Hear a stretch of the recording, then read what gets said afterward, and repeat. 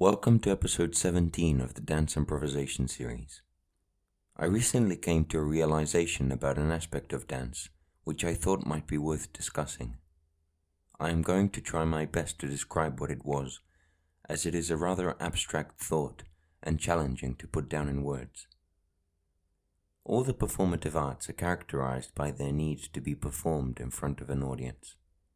For all intents and purposes, a painter can start painting something in front of an audience if he chooses to do so, in which case he adopts a performative element to what he is doing.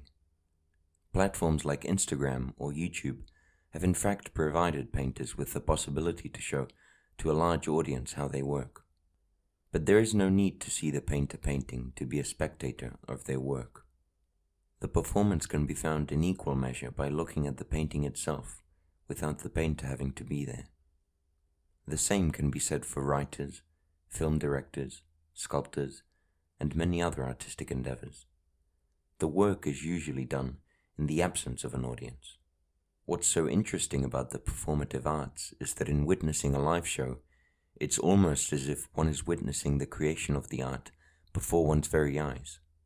This is both true and false.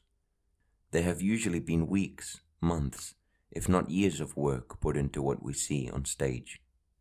As dancers, we spend long hours in the studio preparing a performance, and, in that sense, we are working in the same way as the kinds of artists I mentioned before. The difference, however, is that the work hasn't really been completed before it is shown to the audience. The most important development of the piece takes place on stage.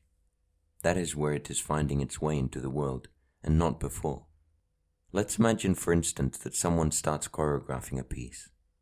They work with dancers, costume designers, and composers to make the piece they want to present. They finish the piece and are about to stage it. For whatever reason, the performances for this piece are cancelled. Now, does this piece exist? Has it been completed?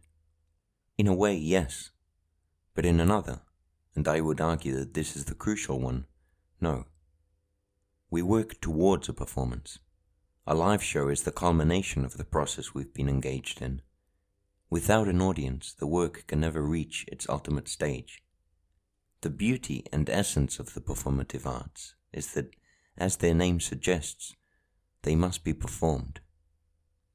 Following that logic, it stands to reason that no performance will ever be the same.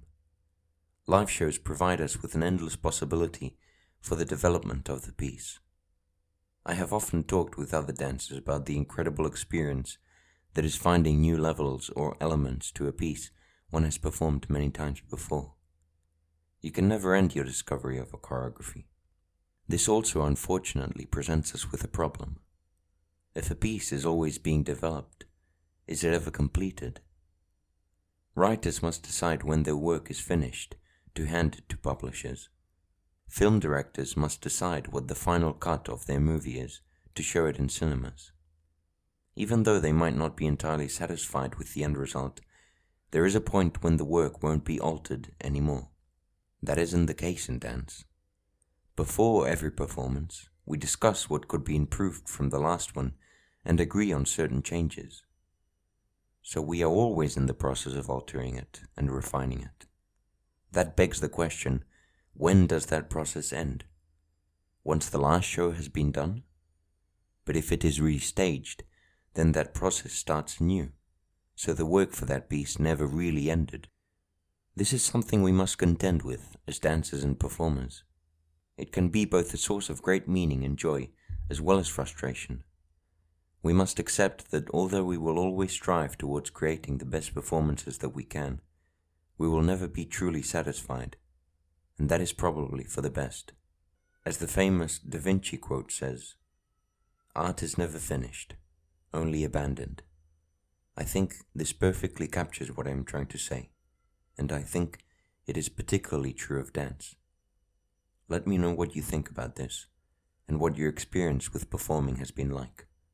Thank you for listening.